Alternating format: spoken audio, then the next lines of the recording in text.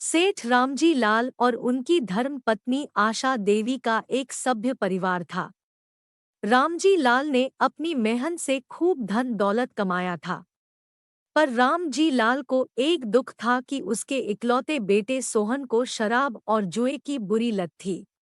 वो रोजाना शराब पीकर बेसुध होकर देर से घर लौटता था।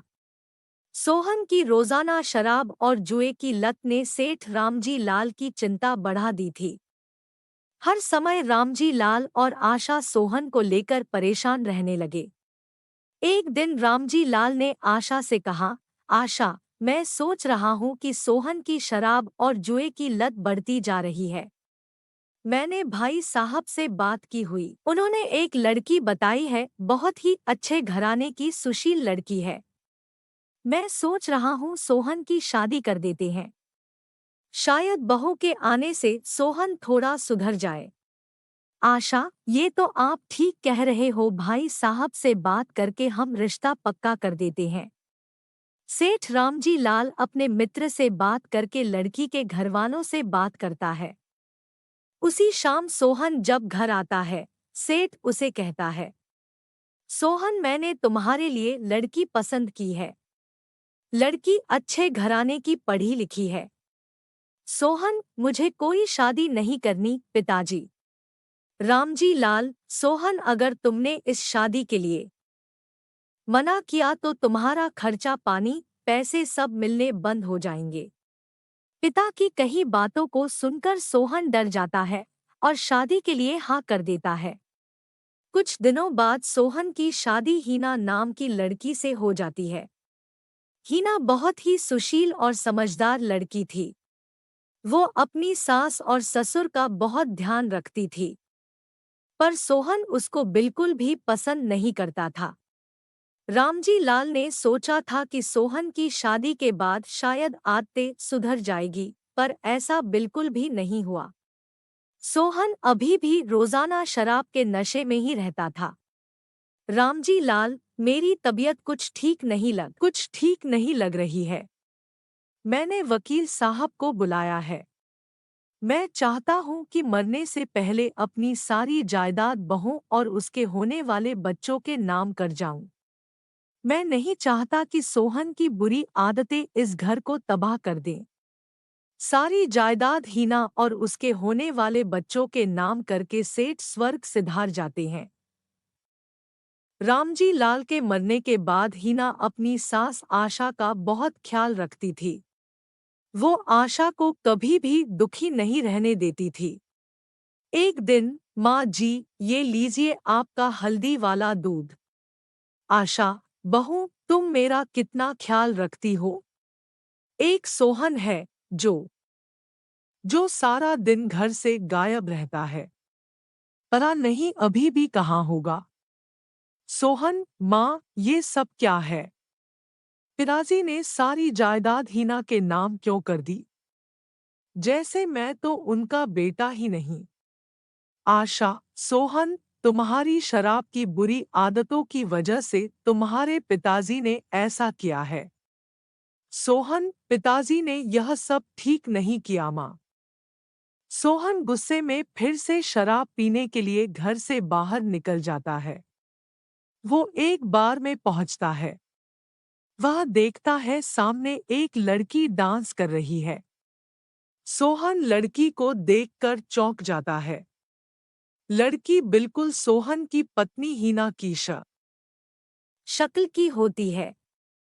सोहन के दिमाग में सुहाना को रास्ते से हटाने की तरकीब आ जाती है।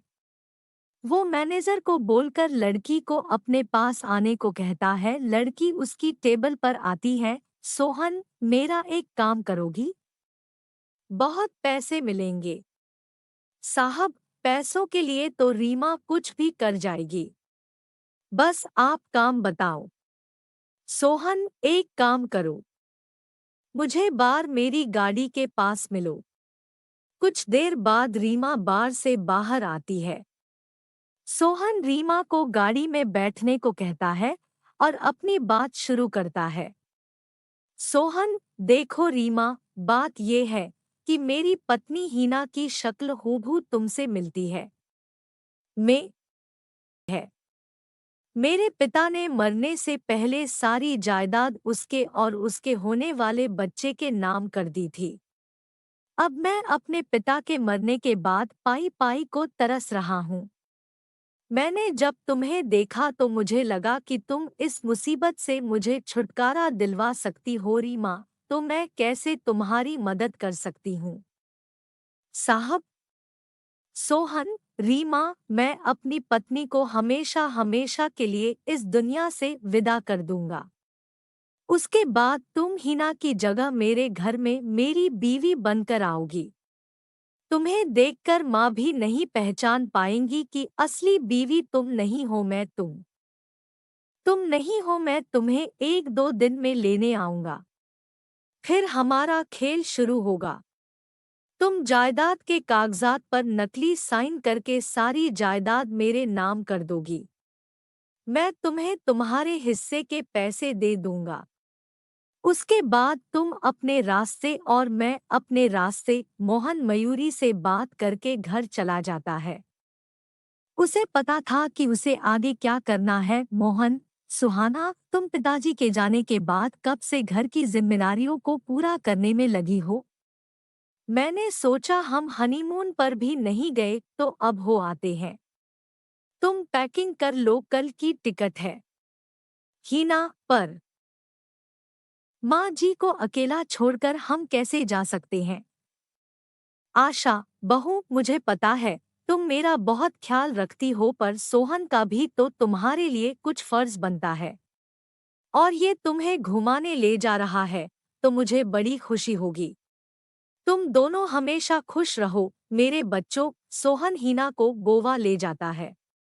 वह एक जहाज किराए पर लेता है और मौका देखकर, सोहन, हीना, देखो वो मछली कितनी सुंदर है। हीना, कहाँ है? मुझे तो दिखाई नहीं दे रही। सोहन, अरे थोड़ा नीचे देखो। हीना, सोहन बचाओ, मैं डूब जाऊंगी। सोहन हीना को समुद्र में धक्का दे देता है। हीना बचाओ बचाओ चिल्लाती रहती है, पर वो उसकी आवाज को अनसुना करके चला जाता है और गोवा से सीधा वापस आ जाता है। फिर वह रीमा के घर जाता है। सोहन, अब तुम्हारे नाटक का वक्त आ गया है। मेरे साथ चलो। सोहन रीमा को हीना बनाकर घर पहुंचता है। हीना बिना आशा के पैर छुए सोहन के साथ कमरे में चली जाती है। आशा को अजीब लगता है, पर दोनों को एक साथ खुश देखकर वो कुछ नहीं बोलती। एक दिन, आशा, ये आजकल हीना बहू को क्या हो गया है? जब से गोवा से आई है कुछ बदली बदली सी है। ना पूजा पाठ करती है, ना चाय नाश्ता बनाती है, हमेशा अपने कमरे में ही रहती है। एक बार पूछ कर आती हूँ, शायद तबीयत ठीक ना हो। आशा, हीना बहू, आजकल बड़ी देर तक सोती हो, तबीयत तो ठीक है तुम्हारी? रीमा, ए बुढ़िया, मेरी नींद खराब मत कर। मैं बिल्कुल ठीक हूँ और जल्दी उठूं या देर तक सोऊं, तेरे बाप का क्या जाना है। यहाँ से जा और मुझे सोने दे। आशा कमरे से रोती हुई बाहर आ जाती है। उसे यकीन नहीं होता कि हीना इतनी कैसे बदल गई। सोहन कई बार रीमा को जायदाद के कागजात पर नकली साइन करने की बात कह रहा था, पर वो बार बार टाल देती थी। अगर तुमने मुझे ज्यादा समझदारी दिखाई या कोई हेराफेरी की तो याद रखना, मैं तुम्हें इस घर में हीना बनाकर ला सकता हूँ तो निकाल भी सकता हूँ। रीमा, अरे डार्लिंग पतिदेव, वो अभी मैं नकली साइन की प्रैक्टिस कर रही हूँ। जैसे ही सीख जाऊंगी कर दूंगी। सोहन गुस्से में वहां से चला जाता है। रीमा के बॉयफ्रेंड नीतीश का फोन आ जाता है। नीतीश, अरे मेरी जान रीमा, कहाँ हो आजकल? बार में भी नहीं दिखती।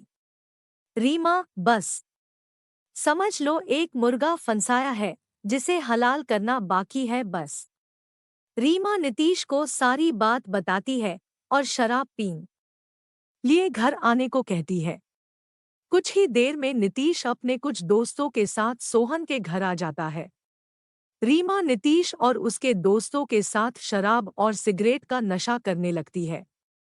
इतनी देर में आशा आ जाती है और वह रीमा से कहती है, आशा, हीना बहू, ये सब क्या चल रहा है और ये लोग कौन हैं? तुम इन गुंडे लोगों के साथ बैठकर शराब और सिगरेट पी रही हो। तुम्हें शर्म नहीं आती? इस घर की बहू होकर तुम ये हरकत कर रही हो, आने दो सोहन को जरा।